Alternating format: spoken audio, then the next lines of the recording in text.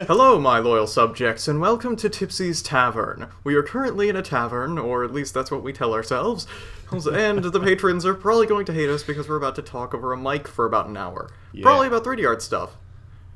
And please ignore the man in the background dancing. So yeah, without further ado, let's discuss miscellaneous 3D artness. Probably get derailed halfway through, and probably continue on that derail and eventually remember that we had a subject in mind. Our subject for today is texturing. We're going to be talking about some various texturing techniques, and with me, I have Cedric Vanderkleen, also known as... And yes, I'm going to call you Vanderkleen, even though it's totally not your name. I realized it after I said it. Galen, that thing. Yeah. Close. Also known as Cedric from 3D Bandit. Yes, 3D Bandit. Woo! I Hey, Cynicat. totally know you. I totally know what you go by. Hey, Cynicat, how you doing? Good. Okay. So, texturing. Texturing. So for those who don't know, and if you don't know, I'm very, very surprised, considering how much I point people towards your channel. But Cedric does a lot of procedural texturing, and he's really, really good at it. So, Thanks. as a result, we're going to be discussing procedural texturing, and also I'm going to be talking about image-based texturing, which is one of the things that I do a lot of. Yeah. So, without further ado, let's dive in. I think we'll start with procedural texturing, and the kind of basics of it. Yeah. So, what kind of, what immediately, I don't know, what do you try when you're, what do you think about when you're actually trying to figure out how to make a procedural texture? Do you just dink with it until you find something? Yeah. Like most of the time, especially when I do something for a channel, I try some crazy combinations and just look if I can see something that could provide some kind of realism to some sort of material. Like it's, yeah, it really depends because I know how to get to most materials by now. So when I'm doing professional work, it's actually much easier because I know how to do the stuff. But yeah, if I try to experiment, it's mostly without a target. So yeah, that's procedural there for you. So yeah, if people don't know what procedural is, I guess, should we explain or should we assume people know? Yeah, I mean, I'll do a basic rundown. So procedural texturing is just the idea of textures that are generated usually more through math on the back end. They're like automatic patterns and stuff of that nature generated by the computer. If you've ever gone into Photoshop and made Perlin noise or something similar, or just render clouds, that kind of stuff is generally procedural. It just means something generated by a procedure or a program. Yeah. And yeah, so they have some advantages. Some of those advantages, the ones that come to mind, at least with me, are things like, in Blender specifically, they're resolution independent. They don't have a resolution that you have to deal with. And a lot of them are seamless, which is super nice. And also, again, they're pretty easy to set up, and they're nice for a lot of basic stuff. They have a tendency to be repetitive, though, as well. Yeah, that's the danger, and that's also something that like I'm actually trying to get rid of the repetitiveness, because once you, like, for some things you can use repetitive, like if you're making a towel or something, or a carpet, or like some wall texture, the repetitiveness can help. But yeah, on the other hand, yeah, I try to, like, getting bigger textures, like the Musgrave texture is pretty good for doing random stuff. And if you mask out, like, with the scaling down the stuff, and I think procedural works best on very detailed objects, because if the flatter the object is, the more repetitive the texture is gonna look, I think. So yeah, I'll agree with that. Yeah. I have a tendency to use it more and more the more detailed my original object is. Whenever I've got a really detailed sculpt to play with, I rarely ever use image-based textures, and if I do, they're usually some sort of just repeating image of some description. Oh, yeah. I mean, there's a combination possible, right? You can make procedural textures using image textures, right? Yeah, because like where was this? Yeah, the one of the first tutorials I made, the flower tutorial, the texture on the petals is actually a wood texture, and then just thrown in a bunch of other stuff. That was also one of the reasons I got like more into procedural texturing, was because I don't like images. Like they are always, like you said, they're pixel based, and the procedural is like you have unlimited definition in them, and yeah. But I don't completely like say no to image textures. I mean, they're handy. I use them because it comes off that I don't use them off of my tutorials, but I use them in professional work and personal projects if I really need them. But one of the big pros of procedural texturing, why I really love it, is because you can apply it to sculpts, and sculpts are very impossible to unwrap. Unwrapping them, also known as yeah. living hell. Yeah, well, except if you do like the subdivision, like if you don't, yeah, well, depends if you use the subdivision technique or the Dyn Topo technique. So in the subdivision technique, you can just like unwrap the low poly and then just texture that, I guess. Yeah. But I work with Dyn Topo because mostly if I start sculpting something, I don't know what shape it's gonna get, and well, and procedural is the key there. Yeah. I personally use ZBrush for a lot of my sculpting, and I use something very, very similar. They have Dynamesh, which is a little bit different from Dynatopo, but kind of same idea of letting you just explore the shape of an object without really having a distinctive plan. Yeah. So, yeah, I can definitely agree with the... Just, again, it's about exploring shape, and it's nice to not have to constantly have a plan ahead of time, or have something, like, laid out in a base mesh. Yeah, definitely. Because I've had many times where I've sat down to make a pillar and ended up making, like, a weird ornate vase or something. And it's like... Yeah. Like, I started with normal phases and ended up making aliens or something, or tentacle monsters, and Cthulhu for that matter. I haven't made a Cthulhu, though. Though that would be a nice exercise, I guess. I mean, it would be kind of challenging and interesting to do. Challenging. Though there is this... getting off topic here, but I'm kind of curious, where did the imagery of the modern-day Cthulhu come from? Is this actually something Lovecraft, like, designed, or is it just... I don't think he actually designed the look of Cthulhu, but he did describe him, and it was, like, you know, this... He described it in relative detail, but again, the common, tentacle-faced, kind of Cthulhu imagery, I don't know where that came from originally. And, let's see. Googling in the background. Yes. Trying not to type too loudly here. Cthulhu imagery. Actually, Cthulhu... Yeah, this should be somewhere on the Wikipedia page, right? Yeah. Probably. Cthulhu. Yeah, I actually... Now I'm curious to make... Oh! No, he did actually do it. Did he?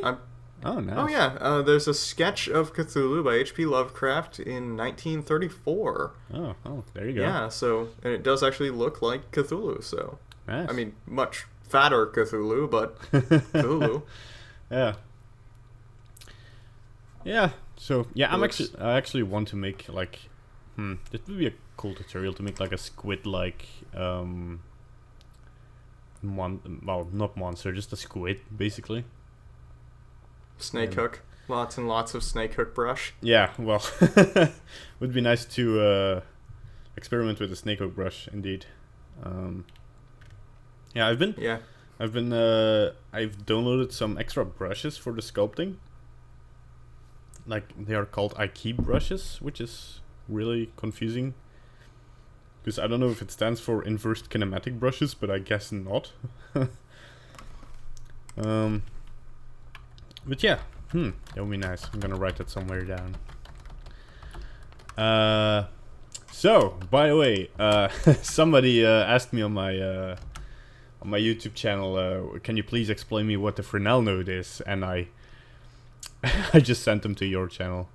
Because, oh jeez, you just threw over the wolves. Like, oh hey, you want to know what the Fresnel node is? Here's a scientific explanation of physically based Fresnel.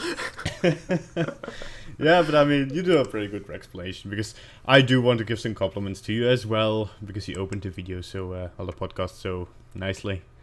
Yeah, if you do very good videos, it's very nice. Thank you. Yeah. Yeah. It's been a while since I uploaded a video. Like it's not been a while since the channel 3D Bandit uploaded a video, but it has been more than a month now that I released a 3D tutorial, because reasons. Life is very, very cluttered. Well, yeah, I mean, not just life. I mean, I just start running out of things. Like most tutorials are like things I learned across a whole year. Like I'm using Blender now for a year, I think, a little more. Yeah. Oh no, it's actually, wow, it's already October. Well. Yeah, I know, October happened, and then I was like, what the hell, October, why are you here? Yeah. I thought you weren't here for another, like, couple of months. So, yeah, but, yeah, I've been using Blender now for, like, I guess 18 months, something. Yeah, sounds right. And yeah, what I learned in that period, and like the things and tips and tricks I learned during, like, I was doing some contests. I share now, but now I'm doing some more professional stuff, and it's more regular stuff. I know what I'm doing. I'm not learning a lot of new techniques at the moment, so yeah. And focusing, like, I'm trying to, if I have free time, to focus on researching stuff, looking at new Blender features that I could abuse to make procedural texturing. Hey, we came back to the good topic. Yeah, we managed to get back there eventually. Drag, kicking and screaming, possibly, but... Yeah, but, what was it? Yeah. I derailed again. Doing like, yeah, you were talking about doing research and finding techniques on procedural texturing and other things, because that also takes up like a couple time, like a couple of hours at least, just to research a subject. Because I was thinking that, like, yeah, sure, I could make starter tutorials again, I could do some more simple procedural techniques, and yeah, maybe I'll do them, but that will also take more time, and time. Yeah, it's like, do you want to invest in, a video that's going to get you beginner viewers, but that sort of, that will kind of bar you from doing some of the more advanced content, because the majority of your viewers are going to be beginners, or, not necessarily the majority, but, yeah, again, like whenever you make a video that's more targeted at beginners, you're going to get beginner content, or like beginner viewers, which is fine, but again, it's sort of, what kind of content do you want to produce, and true. Sort of what your focus is, what do you enjoy making the tutorials of the most. Because I have like I myself have like 5 channels, and I contribute from time to time to like the same amount of other channels, and all those other channels are focused on getting views and stuff, and they are all, I mean, under 100 subscribers. And this channel actually just started out for my colleagues to, I don't want to explain something over and over and over again, so I made a video and I shared it, and then I think by the time I made the flower tutorial, it was just an exercise for me to see, hey, can I seriously make like tutorials and stuff? And then it got shared on Blender Nation, it got big, and yeah, same thing kind of happened to you, right? Yeah, I mean, pretty much. With my stuff, it was, I was getting into graphics programming, or sort of like trying to research it and stuff, and physically based shading was the big new shit in graphics programming. You're not really new shit, but it was like, this is the thing that everyone was talking about and every graphics programmer was learning, and it was like, it was the piece of information that you really had to know. Everyone was making physically based shaders, that kind of stuff. And then what I ended up doing was I wanted to kind of, when I was researching it, when I was kind of getting into it, I was very, very familiar with the Blender node editor. So, and I did a lot of concepting in the Blender node editor, so I started dicking around with it to make physically based shaders and do it. And I kept playing with it, and eventually I got some that kind of worked. So I went and I just kind of wanted to make a tutorial on it because I realized there was no tutorials on it whatsoever. So. Oh, yeah. And I was like, hey, I love Blender Cycles, but I don't like how much the workflow is sort of cluttered, so I'm going to try to show it. My early implementations were terrible, but they worked, and kind of. So, and I don't know, it got a lot of success, for what it was. It was like, hey, I got a couple hundred views. I considered that success at the time, and because it was, and I don't know, it was like there was a lot of interest in it, and yeah, so then I went from there to continue and sort of remade the series a couple of times, which, again, I sort of like, I'm not the biggest fan of remaking series, but it's sort of one of those things where I come up with a new way of doing it, and then I want to, like, tell people about it. Yeah. Because it's something that I have no groundwork for, It's like, I haven't really found anyone else who's done stuff like this, so it's like when I figure out the completely new, better approach, I want to cover it. Yeah. So. Yeah, because it's pretty much like the stuff you start to like explain on your channel now. I think that like this knowledge is like in its purest essence, like if you're talking game shaders and such, it's programmed by real like mathematicians and stuff, and they go real in depth to how to optimize this, and also for like the renderman of Pixar and stuff. These are like programmers, but if you like go into the Blender community, which is more like I guess most Blender users are all-rounders, so there are modelers, shaders and all in one person, and animators. And to have like this simple explanation of like, well, a simple quote unquote explanation of what Fresnel is. As simple as I can make it. As simple as you can make it. Yeah, you do a pretty good job at it, and I think that's it's pretty welcomed within the community. So yeah, I was really surprised because the conventional wisdom with a lot of, at least in programming, and I don't really like this attitude, is that, artists don't want to deal with, the internals of shading, or they don't want to have to learn about this stuff. And I find that to be really, it's kind of a destructive attitude.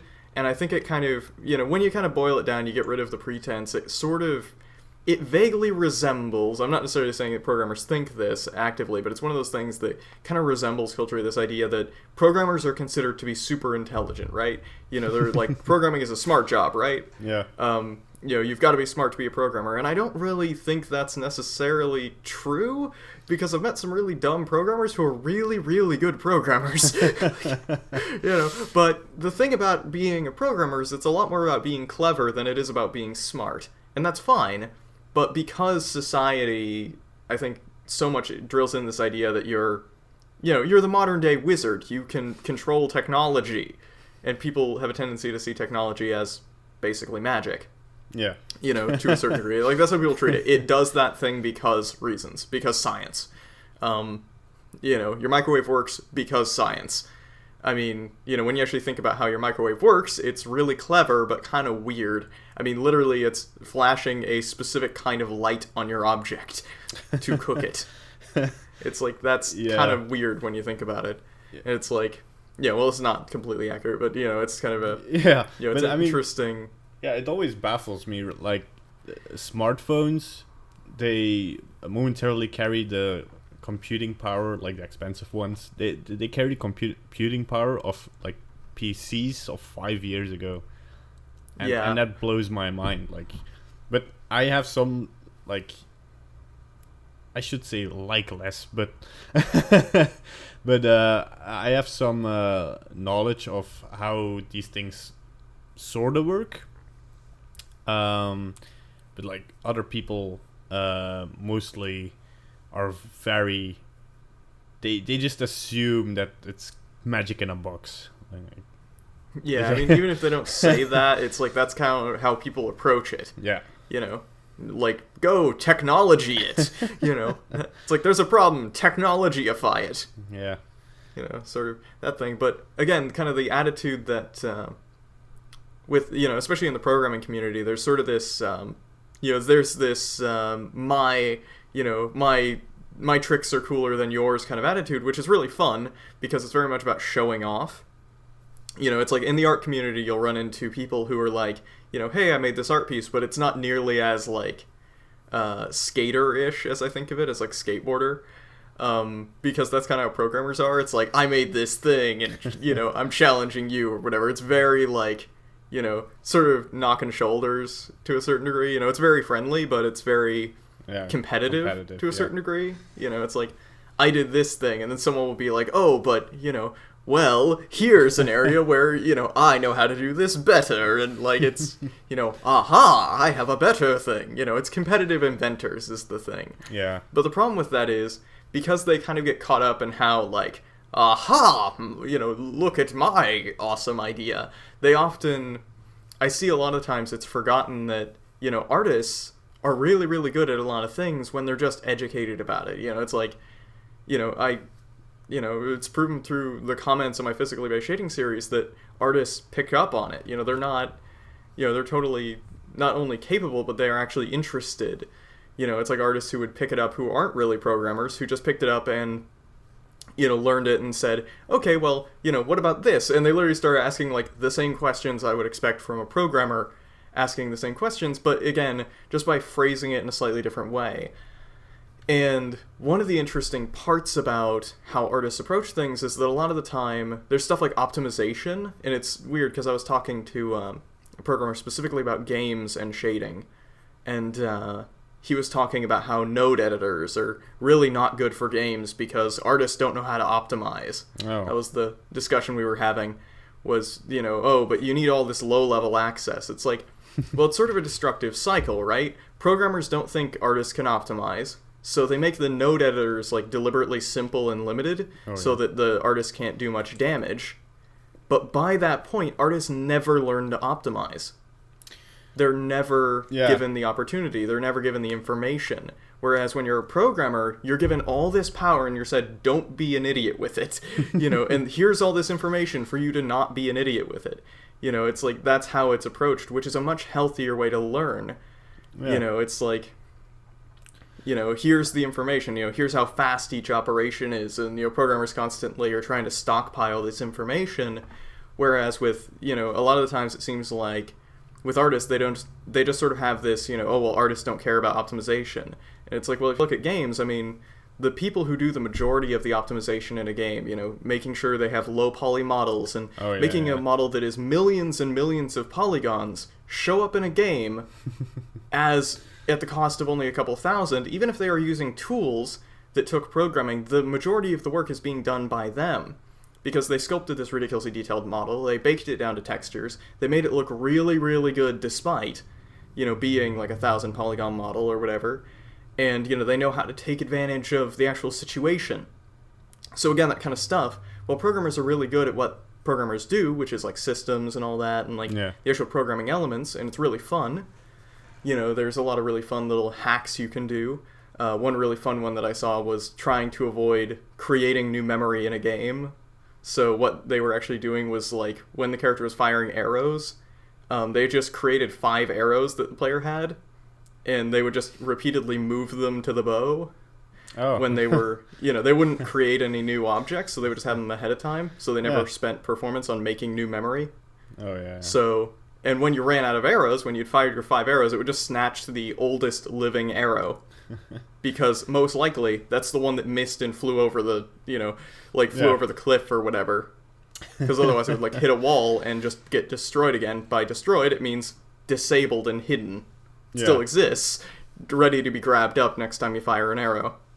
Yeah, I think, and coming back to the subject, I think that's the reason why I like procedural so much, because if you have, you talked about the two mindsets, I think I like a more algorithmic approach to how my my render how my render looks at the end.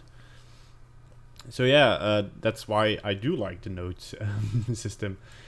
And I do not like to paint textures because I'm not very artsy. Yeah, so I guess one could say that like procedural, to create something procedural, is more of a programmer's way out of not having to do like texture painting and stuff. Yeah, but even then you're approaching it like an artist, and you're not necessarily, you're still approaching it like an artist even if you're using tools that traditionally were programming tools. Oh yeah. You're using a different tool set and a different technique, but at the end of the day you're still trying to like visually gauge it and use your aesthetic expertise. Oh yeah, of course. I just mean like up to computers, like old art, you select colors. You had to select your you had your palette of paints, and you have to already select your finishing color. Like if you want to do a composition of like cool colors and warm colors, you already have to select those colors. Whereas, and I think that's also generally 3D, you can first start like making your object and then like giving it a color, but that color will therefore not be displayed as that color in the render because of your lighting setup. And yeah, I mean, kind of overlaps the like algorithmic approach to it as I mean, you still approach it as an artist because sure, if you're doing node setups, like you said, you're still doing sure, you're being an artist. But I think it's like a different approach to other people who like to do more texturing, that they already try to bring in a certain mood or bring in certain like things in their textures, whereas I mostly do procedural textures to give it a material, and then in my render like change Let some the stuff. lighting do the heavy lifting. Do the lighting. Yeah. Well, yeah, I mean, it overlaps in a lot of things, I guess. Yeah, I mean, it's a matter of where you want to put your time. I mean, are you putting your color in the textures, or are you using lights to drive your color? I mean, it's the idea between like having a black and white scene that is only given color by all the crazy multicolored lights you have. Gleb Alexandrov did a wonderful piece where he did what he called visual overstimulation, where it was just constant lights everywhere. But if you look at most of the objects in the scene, most of them are pretty desaturated with only a few exceptions. The lighting is doing all of the overstimulation. So that's kind of an interesting element with kind of how you like how people like to approach stuff. Yeah. And it's kind of interesting seeing as well, kind of on the subject of algorithmic approaches and everything, my personal thought on technology is that technology is generally an amp. It's sort of an amplifier for an artist. It's something that they, will make you, if you have a tool set, it'll make you better at certain things, it'll make you worse at certain things, like, not necessarily making you better, but allowing you to be better. And the thing about that is that while one of the sad things about technology is that usually the only person who can actually tell the difference between, a good amp and a really, really good amp is the artist using the technology. Because, it's sort of the idea of asking a player of a game to notice the difference between Cook Torrance shading and GGX shading. I can tell the difference because I'm an artist, and I can look at it and I can say that Cook Torrance looks a lot more flat and doesn't have those lovely glowy look that I love from GGX, which, for those who don't know, two reflection models that GGX was made by Disney, and it looks really, really pretty. Yeah. It looks very pretty on metals, especially. But then there's stuff like Cook Torrance, which is a lot faster, And it's like, once you've got those on a model and you've got all the details and everything, there's virtually no way to tell the difference between the two, even if you are the artist. And again, the only person who's going to notice is the artist. Do you think the player is going to notice if, your reflections happen to be a little bit more, a little bit less glowy looking?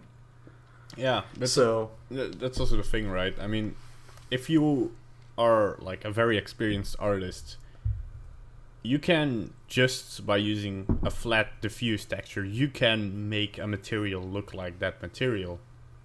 Whereas we, not so super experienced artists, like go in, bring a normal map, bring in lightning, and like do this very physically based stuff, where we just try to,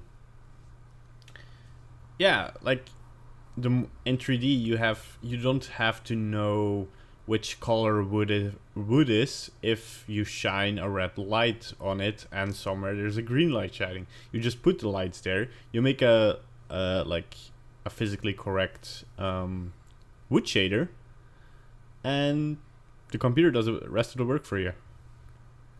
Yeah, I mean, there's a lot of things which do become easier, especially lighting a scene. I was actually recently talking to a guy who, which I need to find where's his name here? Flotar, which... yeah. You sent me the, yeah. Yeah, so I was watching a stream of his, and I was basically spamming his chat. I was watching him stream on Twitch, and he was doing art stuff, and we were talking about painting, because I'm trying, I've been experimenting with painting to a certain degree. And he was talking about using 3D to actually, as a base for painting, like using it to deal with a lot of the irritations or things that were very tedious, like figuring out perspective and figuring out how things are located in space, and then doing things like lighting, actually figuring out where shadows should fall and everything. And I went and it was funny because I threw together this block out environment that took me like 5 minutes, and I linked it to him, and I was like, so it's like, yeah, I mean, sort of, I get what you mean, something like this. I was just doing it for an example. I just made a little restaurant. And, he immediately was like, wow, I really, I just kind of want to paint over that now. It's like, if I had time, I would totally go paint over that, because that's awesome. But, again, it was like this really simple, blocky, just white diffuse environment. But, again, it's sort of this, to anyone else, it would have looked like just a really shitty scene. But because he's looking at it and he's seeing, oh, I could paint over that. Like, that's something that's cool to him, because he can see how that would make him get better results. And that's kind of where the difference comes in. He's seeing something that can benefit him, so he wants it. And, by the same token, to a normal person, that wouldn't look like a useful thing. They probably can't tell the difference when he draws, with and without a 3D reference or something like that. It's kind of that idea of amplification, and it's sort of interesting how technology can work as an amp, but unless there's a large difference, most people won't notice. Like, most actual viewers won't notice. So. Yeah. Well, yeah. I mean, mainly, it's also like speeding up the process, right? And I think that's a good thing. It's also a tip for anybody who wants to make like 3D or 2D art, like their profession. Use shortcuts. Oh yeah, learn to do things quickly. Because like I had a small talk with somebody. It started as a discussion on there's a weekly CG challenge on Facebook, and he used Make Human, like very handy program to make like anatomically correct humans, and you can export them with a rig to Blender. It's also free and stuff. And they were discussing like, can you use this? I mean, is it legible? Don't you have to like model it yourself? And sure, for a contest, there's some like discussion range as what you have to do yourself. But on a professional level, do it. I mean, do it, because you. I mean, if it speeds up your workflow, that makes you faster. That makes that makes your whole process a lot faster. Yeah. And the thing about that kind of stuff, and the thing about shortcuts, is that often the tedious approach is not always going to yield the best results, because one of the things with the being able to do something quickly is that you also learn how to do it well and quickly. Yeah. You know, it's like, and the thing about it is, if it takes me 5 minutes to make a scene versus spending 20 minutes making a scene, even if the results are slightly worse with the 5-minute one, I now have 15 minutes to devote to whatever I want. Cleaning it up, adding extra detail, cleaning up the materials, whatever. Yeah. Compositing in Photoshop.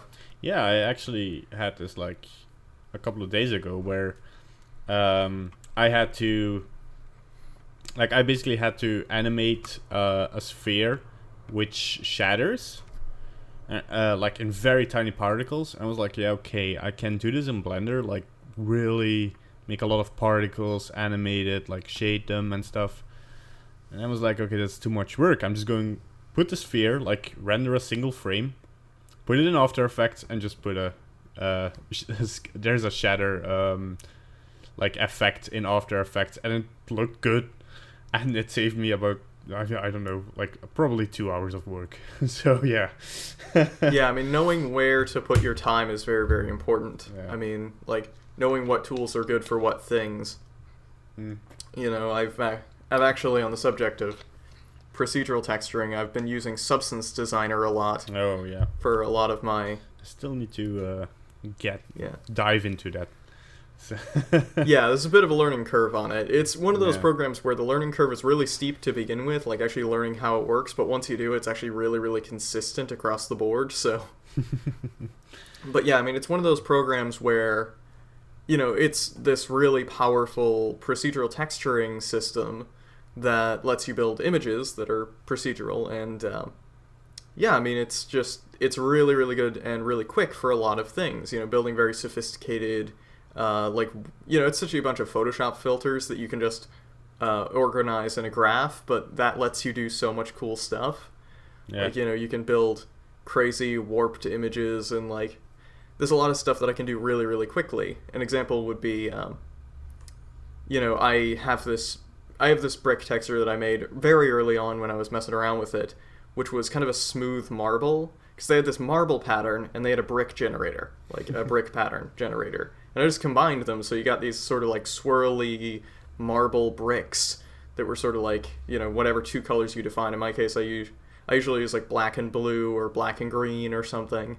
Oh, It was very stylized looking, but looks like some very stylish black marble stuff you would see in, like, I don't know, it reminded me of the Ministry of Magic from Harry Potter. You know, sort of that look. And it was like that kind of stuff took very, very little time, but looked good. Yeah. But again, does that mean it's less valuable for having taken less time or whatever? It's like, yeah, that doesn't mean that Substance Designer is fast at everything, but here's something that I can do really, really quick in it that I can use. Yeah.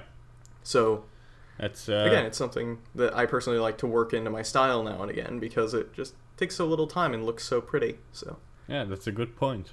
Actually, it's a very good point to end. Yeah. Here. yeah, 30 minutes, 40 minutes, close enough. Yeah. So yeah, we're gonna be splitting this podcast up into two parts. In the next part, we're gonna discuss more pixel painting, which, you know, actually using image-based textures and so on. So if you want to see that, come over to my channel, where we're gonna be talking about, or maybe it'll be his channel. I have no idea. Whichever one of us hosts it at what time. Just press the button. There will be a button somewhere. Yeah, there's probably a button on the screen, an annotation, or, you know, whatever, link in the description, that kind of stuff. So, yeah, just head over there and see the second part if you're interested, and thank you for listening, and, yeah. Yeah. So, see you around. Like, see you in the next subscribe. part. Yeah, ding. Okay. Yay!